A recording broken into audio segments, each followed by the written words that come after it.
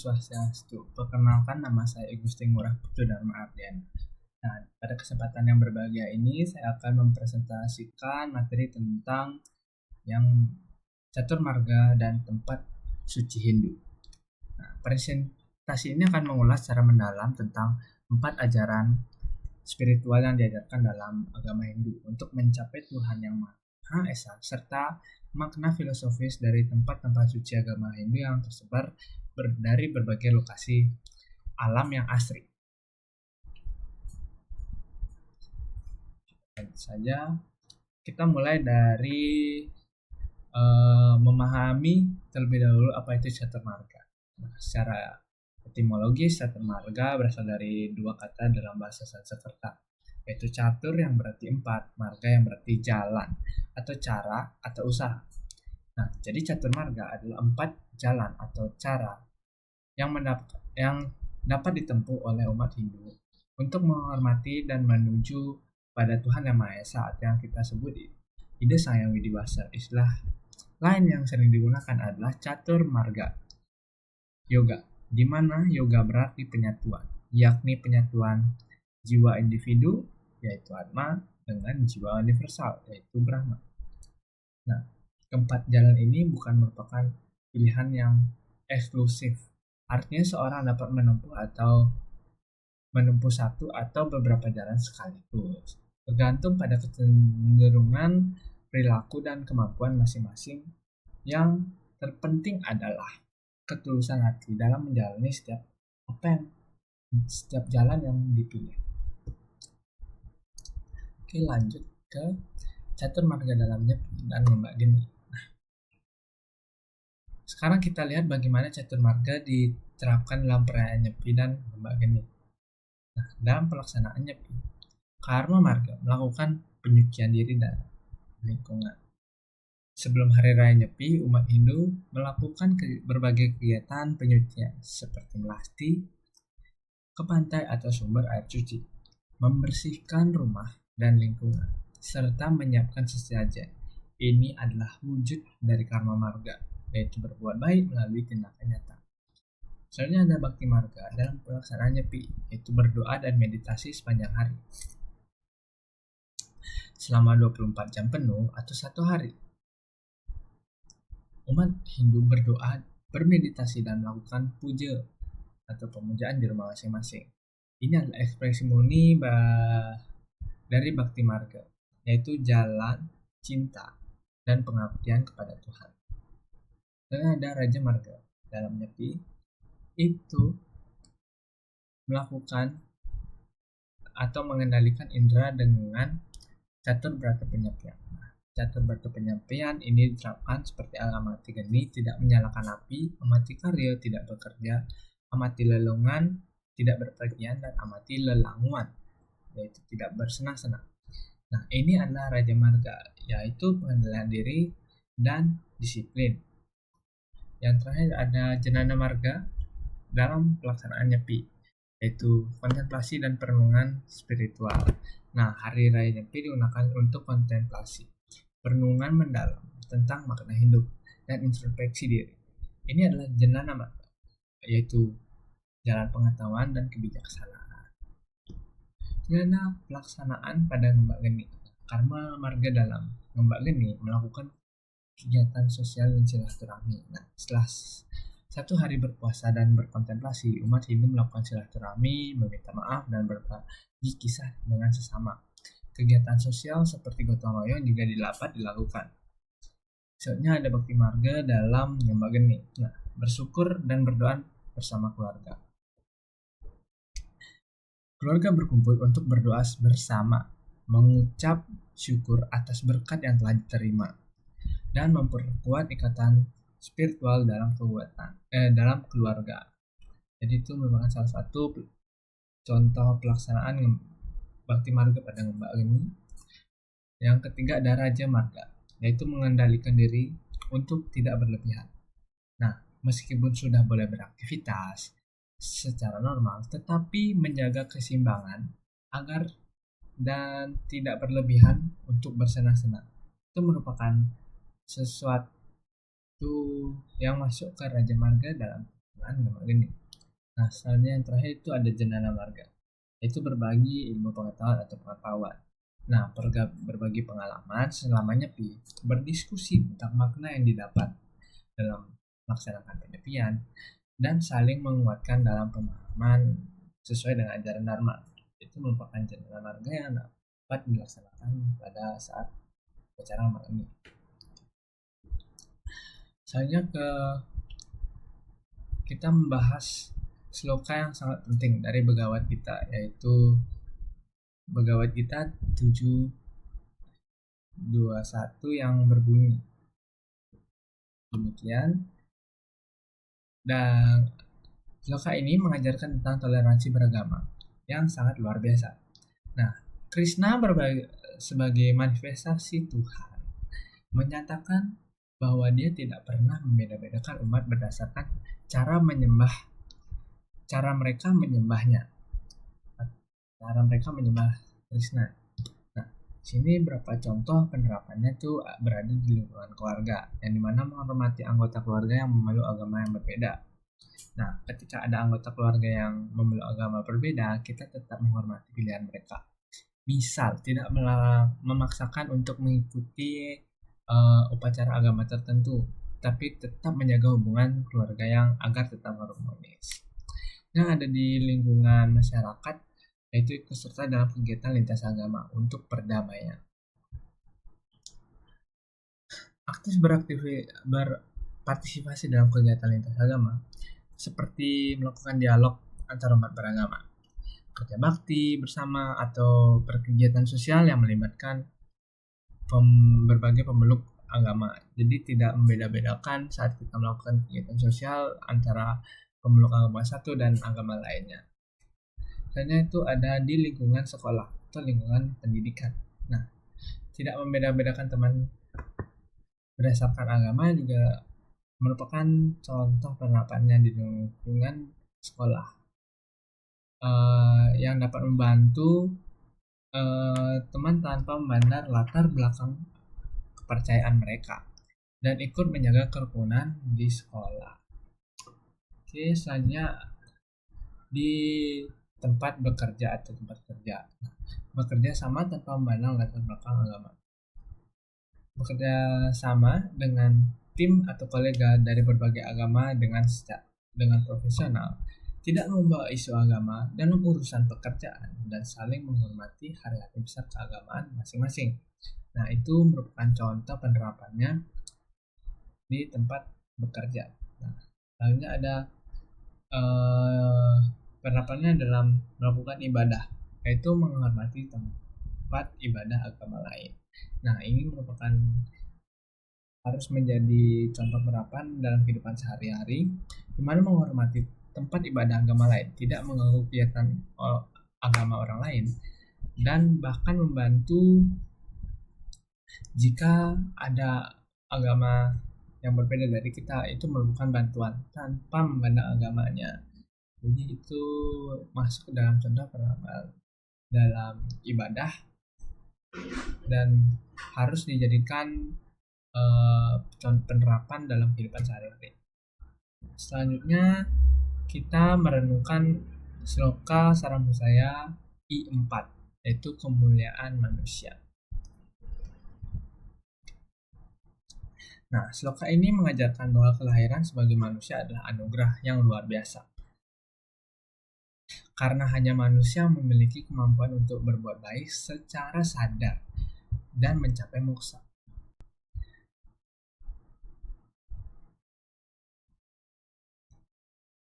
Nah, tindakan nyata dalam beragama itu bisa berupa subbakarma, yaitu melakukan perbuatan baik setiap hari. Nah, melakukan perbuatan baik di setiap harinya seperti membantu orang tua, berbuat jujur dalam segala hal, dan menjaga lingkungan. Contohnya membantu tangga yang kesulitan, tidak berbohong dalam ujian, atau membuang sampah pada tempatnya. Nah, ini merupakan contoh nyata dalam tindakan beragama.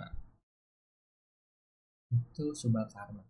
Selanjutnya ada dana punya, atau bisa dibilang kedermawaan, itu memberikan sedekah dan membantu sesama. bagi yang membutuhkan.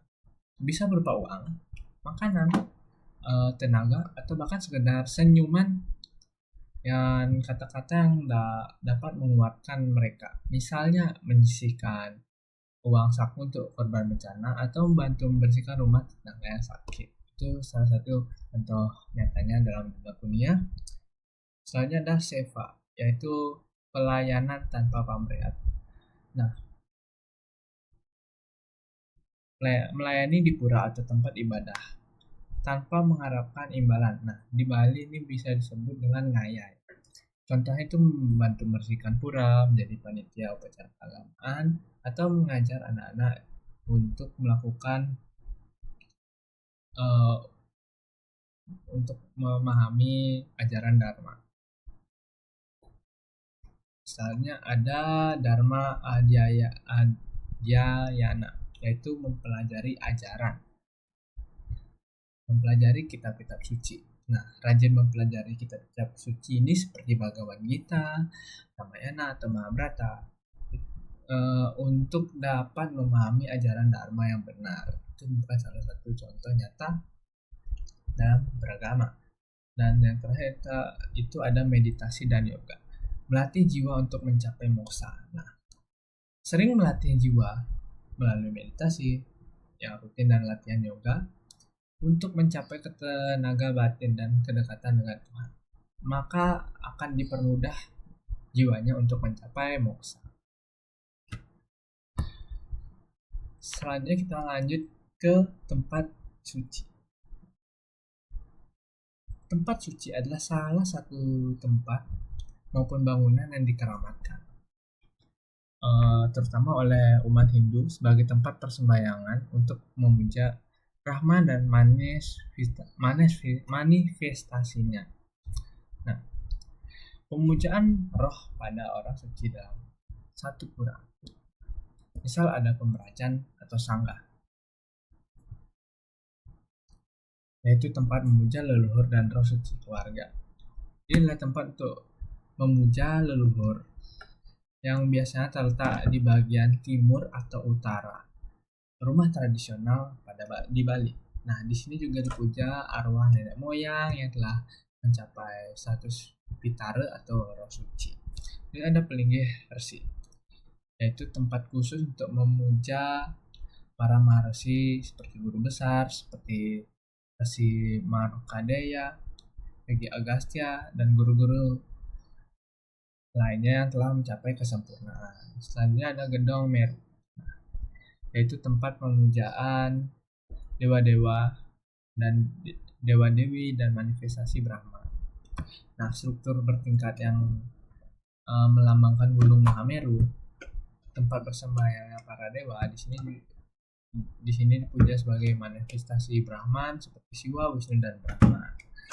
Selanjutnya ada Padmasana, yaitu tempat permujaan tertinggi untuk Sang Yang Widi. Nah,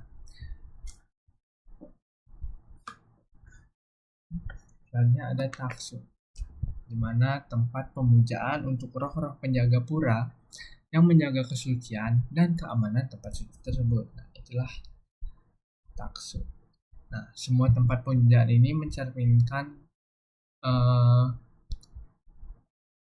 konsep spiritual dalam Hindu dari tingkatan keluarga hingga tingkatan yang lebih besar, yaitu universal. Nah, adapun Bali memiliki ribuan pura yang tersebar di seluruh pulau, masing-masing dengan keunikannya masing-masing dan fungsinya masing-masing. Nah, tempat pemujaan dewa-dewi dalam utara Bali. Di sini ada tempat pemujaan dewa-dewi, yaitu Pura Besakeh sebagai pura agung atau untuk Brahma, Wisnu, dan Siwa.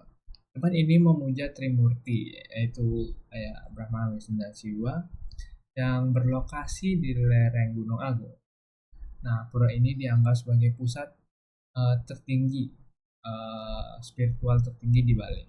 Ini ada Pura Leluhur Uluwatu, terletak di tebing yang tinggi menghadap Samudra Hindia. Nah, pura ini memuja Siwa sebagai penjaga arah barat daya, di mana pura ini memiliki pemandangan yang sangat indah, melambangkan keagungan Tuhan. Sebabnya ada pura Tanah Lot. Pura yang memuja Baruna atau Dewa Laut ini terletak di atas batu karang yang di tengah laut. Saat air pasang, pura ini terlihat mengapung di atas laut. Itu melambangkan keajaiban dewa dewi. Itu lanjutnya ada pura Golawa. Nah, pura Golawa ini memuja Mahadewa dan terkenal dengan ribuan kekelawar yang mendiami gua di bawah pura tersebut. Tempat ini melambangkan keharmonisan antara manusia dan alam. Misalnya dalam pura Lempuyang, di mana memuja Dewa Iswara, memuja Iswara dan dikenal dengan sebutan Pura Pintu Surga karena gerbangnya menghadap langsung ke arah Gunung Agung. Selanjutnya membahas tentang Awatara. Di sini ada Pura Mas Ceti, itu khusus memuja Wisnu dan dalam berbagai awataranya. Relief-relief yang diberikan di pura ini menggambarkan kisah Desa Watara atau 10 jelmaan Wisnu. Contohnya ada pura dalam Jagaraga. Pura dalam ini terkenal dengan relief Ramayana yang menggambarkan kisah Rama. Relief ini tidak hanya indah karena artistik, tetapi juga syarat yang dinilai dari nilai-nilai Dharma. Misalnya ada pura Kehen. Nah, memiliki relief yang menggambarkan kisah-kisah Krishna, terutama pada masa kanak-kanak yang penuh dengan mukjizat. Soalnya ada pura Pusah Batwa. Di sini memiliki relief Mahabharata yang menggambarkan pertempuran besar antara Dharma dan Adharma dengan Krishna sebagai pembimbing atau utusan dari Tuhan tersebut. Selanjutnya ada pura Yehpulu, yaitu memiliki relief Ganesha yang indah, menggambarkan sang yang penghilang rintangan dalam setiap usaha yang baik. Oke, selanjutnya pertanyaan yang sangat menarik, mengapa tempat suci di umumnya terletak di lokasi alam yang asri seperti gunung, pantai, hutan, atau danau. Secara alasan filosofis dan spiritualnya, kesucian alam dalam Hindu dipandang sebagai manifestasi langsung dari Brahman. Setiap elemen seperti air, api, tanah, dan udara serta juga ruang adalah perwujudan dari aspek-aspek Tuhan. Oleh karena itu, tempat-tempat ini dianggap alami, juga dianggap sudah suci secara natural berdasarkan kedamaian jiwanya. Nah, suasana alam yang tenang, jauh dari hiruk-pikuk keindahan, konsentrasi dalam berdoa, bermeditasi, dan berkontemplasi. Suara alam seperti gemericik air, hembusan angin, atau kicau burung menciptakan atmosfer spiritual yang sangat menenangkan. Ada juga energi positifnya, yaitu lokasi-lokasi yang memiliki vibrasi atau getaran energi yang tinggi, seperti udara yang bersih, pemandangan yang indah, dan lingkungan yang tidak tercemar memberikan energi positif. Oke, selanjutnya ada simbolisasinya yang mendalam, seperti gunung, melambangkan ketinggian spiritual, kedekatan dengan surga, dan tempat bersemayamnya para dewa. Lalu laut atau pantai melambangkan sumber kehidupan, kemurnian, dan tempat penyucian diri. Lalu hutan melambangkan ketenangan, tempat pertapaan, dan kontemplasi mendalam. Lalu danau yang melambangkan cerminan jiwa yang jernih dan kedamaian batin. Dan yang terakhir itu gua, melambangkan introspeksi diri dan tempat pertapaan dan pencarian jati diri. Nah, di sini ada beberapa contoh lokasinya, yaitu seperti gunung.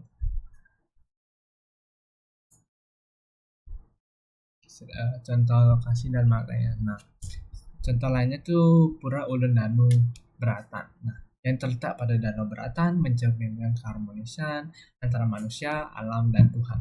Nah, lokasi yang berada di tengah danau dengan latar belakang pergunungan menciptakan suasana yang sangat spiritual. Lalu ada juga Pura Tirta Empul dengan mata air sucinya yang menunjukkan bahwa air bukan hanya elemen fisik, tapi juga uh, elemen untuk penyucian jiwa. Nah, konsep ini mengajarkan bahwa alam adalah kuil terbesar Tuhan, di mana setiap makhluk dapat merasakan kehadirannya dengan lebih dekat.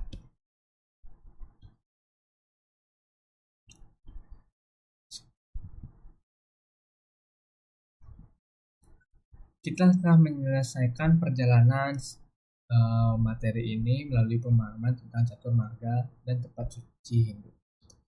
Kesimpulan utamanya, mana catur marga mengajarkan bahwa ada berbagai jalan untuk mencapai Tuhan, dan semua jalan tersebut sama mulianya atau setara. Tempat suci dalam Hindu di alam yang asli mengingatkan kita akan kesatuan antara manusia, alam, dan Tuhan.